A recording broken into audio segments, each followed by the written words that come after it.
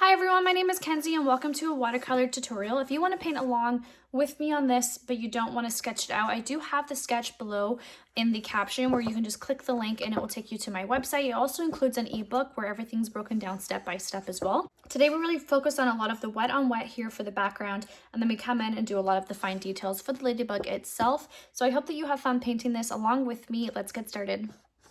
So this right here is my Winsor Newton watercolor paints that I have taken from the tube and put it inside this palette that I got off of Amazon. I have a tapping cloth right here. It's always good to have one. That way you don't have excess water on your page. I also have my two water cups right here. One I use for cool paints and one I use for my warmer paint colors. I also have right here my dryer. I like to use this to speed up the process between layers. These are the brushes that I use. These are the silver black velvet. I have size 12, 4, and 8, and these are the round tip brushes. So these are also some other brushes that I like to use as well. If I have a large area like a landscape, I'll typically use this brush. And this oval brush that I have right here is really good for florals and other things as well. So I do like these two brushes. These two items I use all the time. This is called masking fluid. It acts as a cover. So wherever I put this masking fluid, let it dry, I can paint over top. Can make sure my painting is 100% dry. I can scrape off the masking fluid and that area will be left untouched. So I use this a lot, but make sure to use an old brush because it does get kind of goopy and you'll end up with a broken brush.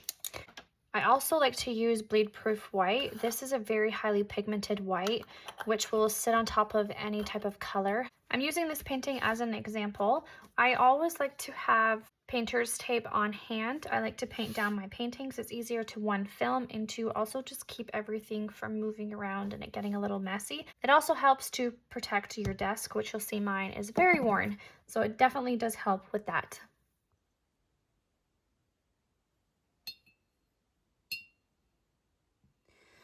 All right, let's get started. I have been looking forward to painting this one as well for a hot minute. So I'm going to come in with just sap green, and I'm going to just apply a nice wash of my sap green immediately down on my page.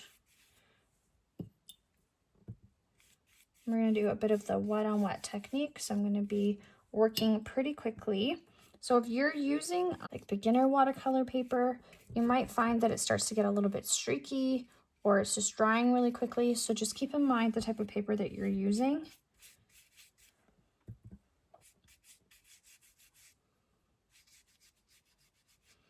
Coming in, using a decent amount of water so it doesn't dry quickly on me.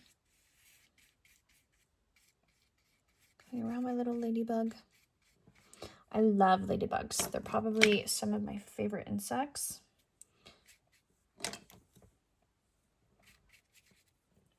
I have a friend though who doesn't like them, and I always get surprised by that because they just seem so harmless. So I'm going to come in. And I'm not going to worry so much about the legs in here. They're going to be black anyway.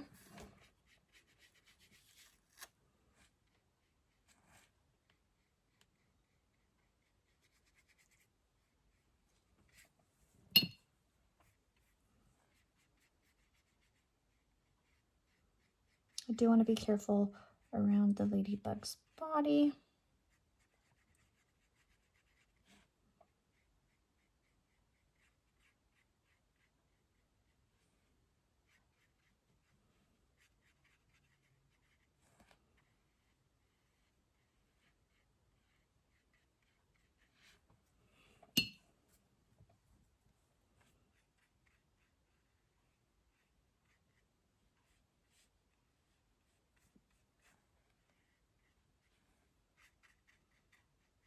Trying to go around the little swirls here, and you'll see I'm also just not caring too much about staying in the lines. This is all going to be kind of green anyway, so I'm just not really taking my time too much. It would be different if my background was going to be a dark color, then I might proceed with a little bit more caution, but that's not the case here. So I'm using Arches watercolor paper here, and I feel like for this type of painting, it's probably the best paper to use just because it is taking me a while to do my background. And this little circle in here will be background. And this does a really good job at retaining water. Edit. Okay, so now with a little bit of a mix of a hooker's green with sap green, I'm going to come in and just apply a little bit more colors around with that white on wet technique right here that I've got going on. This part's pretty dry, so if it's dry, you can just kind of reactivate with water a bit. I'm not going to worry so much about my ladybug over here, getting it green, because again, this part was going to be black.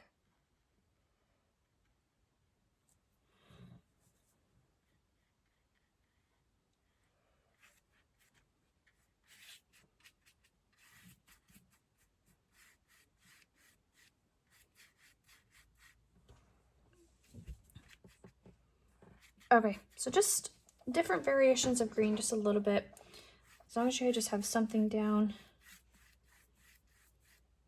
Adding a little bit more hooker's green over here towards the edges of my page. Okay, so now that I have that dye down, I'm gonna dry it.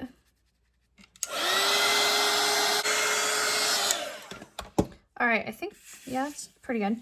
Okay, so I just mixed up a little bit of a nice lime green color. So I'm gonna come around and I'm gonna apply this to my branches.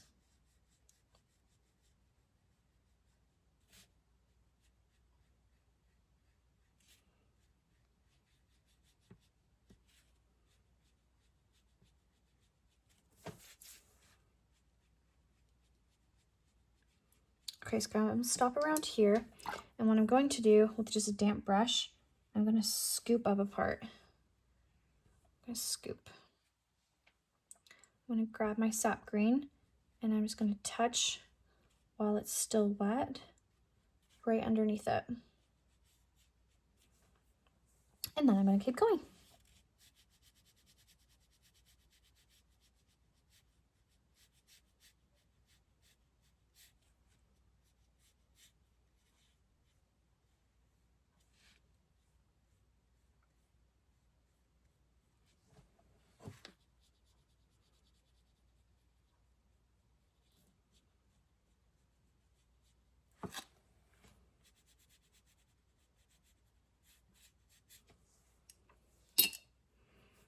And then I'm gonna scoop for a highlight. I'm gonna grab more of that sap green and more towards the middle, I'm gonna apply a little bit of sap green.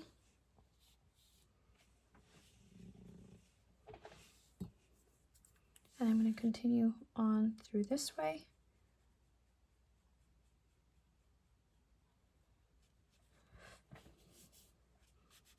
And then underneath, let me get some blue.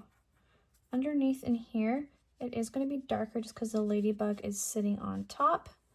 So put down your shadow color as well right underneath. I'm using indigo to be my shadow color. And then I'm going to keep going over here.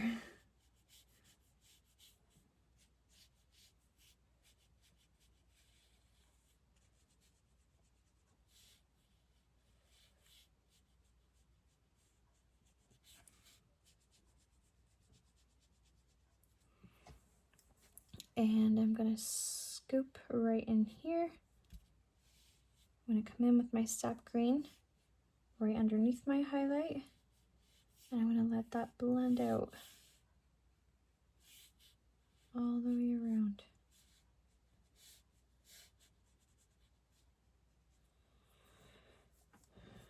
And I'm going to keep going.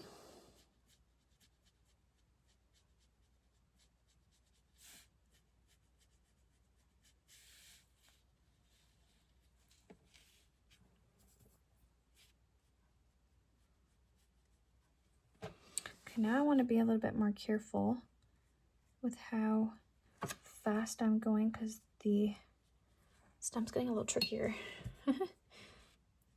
It's getting smaller and smaller.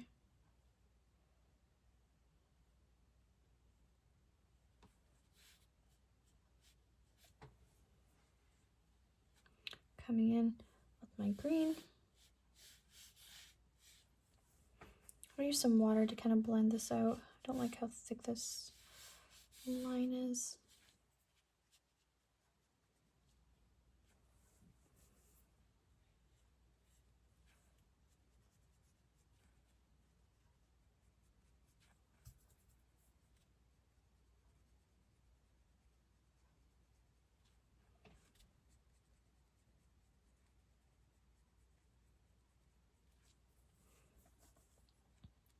Scoop.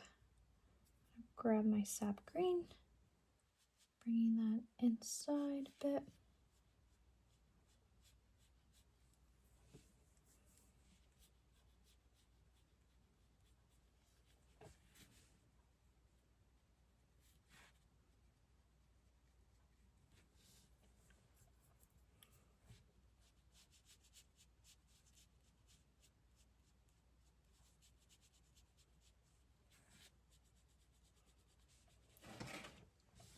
So now it becomes the little intertwined part.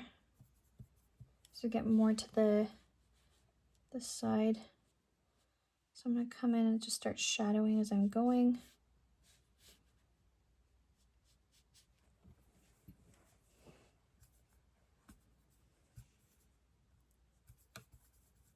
And it's going to get a little bit more darker as we go more inside too.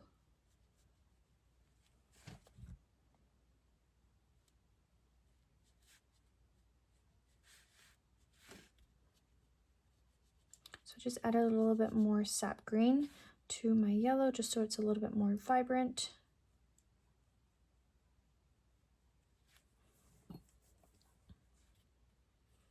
I'm going to lift it up, get my sap green, do my line, and then bring it all the way around. Okay, so I'm going to stop here and I'm just going to dry this part really quick.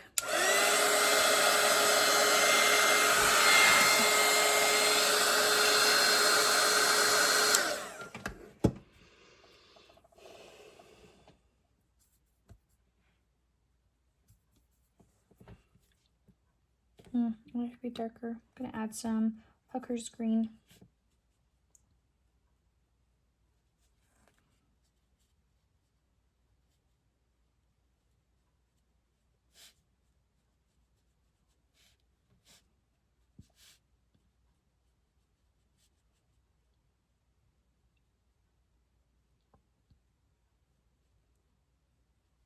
Taking my time coming around my swirls.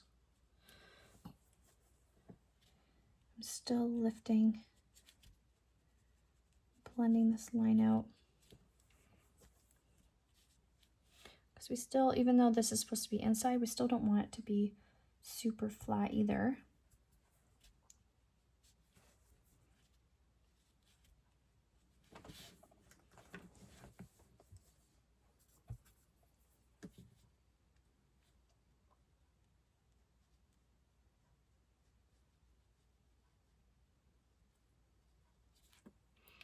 And with a little bit of red mixed into my green, I'm just going to come around and tap. I'm going to let this dry.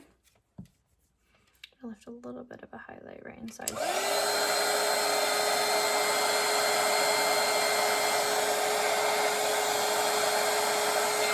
I'm just going to shadow right in between right in there. I'm just going to bring some of that shadow into some of the areas right in here so it just does look a little bit more separate.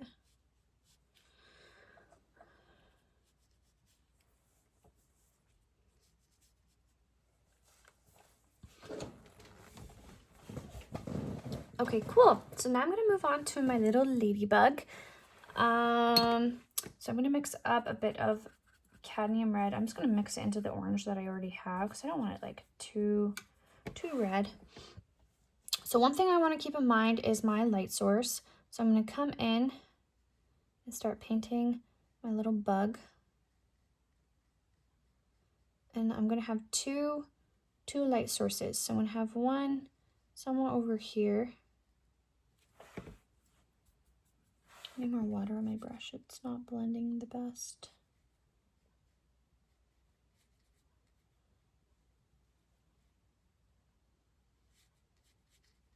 And I'm going to have my second one be on the very top.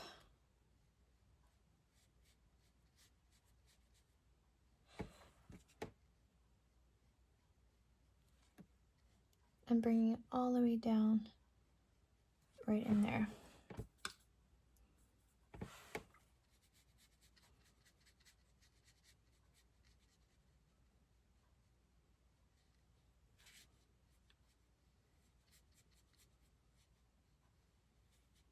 I'm going to come in with an indigo, and I am going to shadow right in here, close to the head, because that is where there's a bit of a curve. I'm going to shadow the bottom part right in there. That's also where there would be a natural curve. Try and blend it out. I'm also going to come in with just some water. I'm going to try to break up this line and blend it out a hair. Even right in here, coming in with some water, blending it out. Trying to leave that white space versus such a harsh line.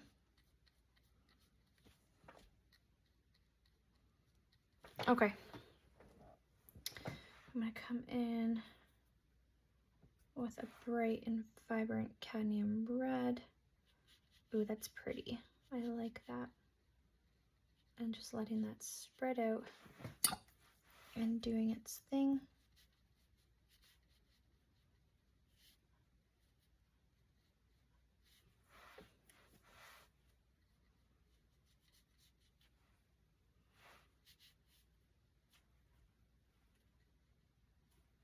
I lost a little bit of the indigo, so I'm just putting more down. Okay, so I'm going to dry this so I don't smudge.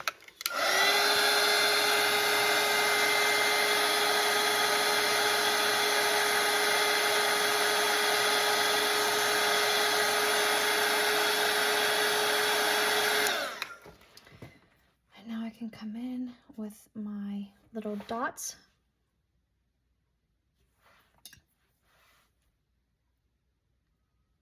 So I'm going to come in with more of a gray. There is some strong black in here, but I don't want it to be the main focus. So I'm just going to do a little bit more of a gray.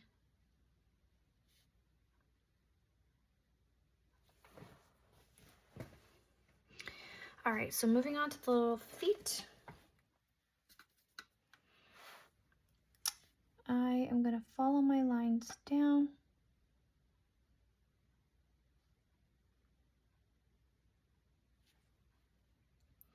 And then there's a little foot poking out on that side. And then I'm going to come in and do this little foot.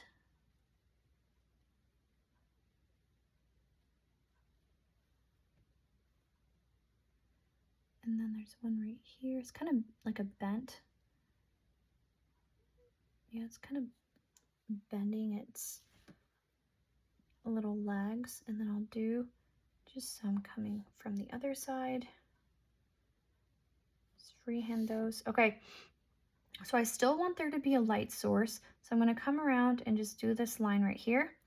And then I'm going to come and fill this part of the head in. But I'm going to leave a nice open gap for that light source. And you'll notice I'm not coming in with a super dark black. It's more gray than anything. I'm going to fill in this part of the head. Now that it's already down, I can come in and I can maybe apply a little bit of a darker black underneath. Again, applying your shadow and having a light source just really helps with the curvature of your insect or anything that's supposed to be curved. So it's not a bad thing to get in the habit of playing around with your light sources. I'm going to dry this so I can move on to the head.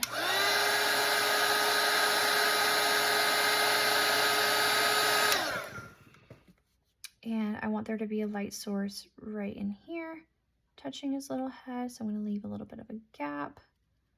I'm going to fill this in.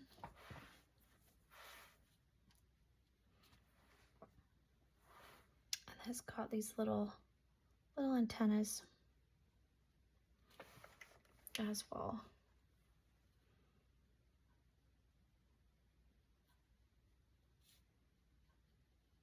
And then with that wet on dry technique, I can come in and just do some of the fine details.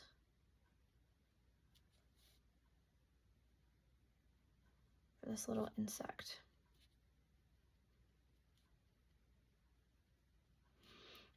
This is a fairly straightforward piece where we're just messing around with the wet on wet technique, doing a little bit of the scooping technique, and just playing around with our light sources right here. I'm going to come in and maybe just add a pop of color some places in here.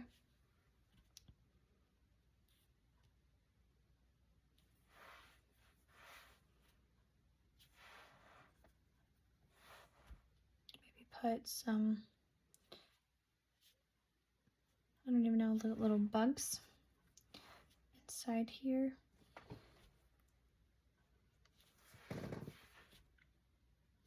All right, well, I feel really good about this painting. I hope that you learned some fun things along the way, and happy painting, friends. If you enjoyed this tutorial and want more easy step-by-step watercolor projects just like this one, don't forget to subscribe.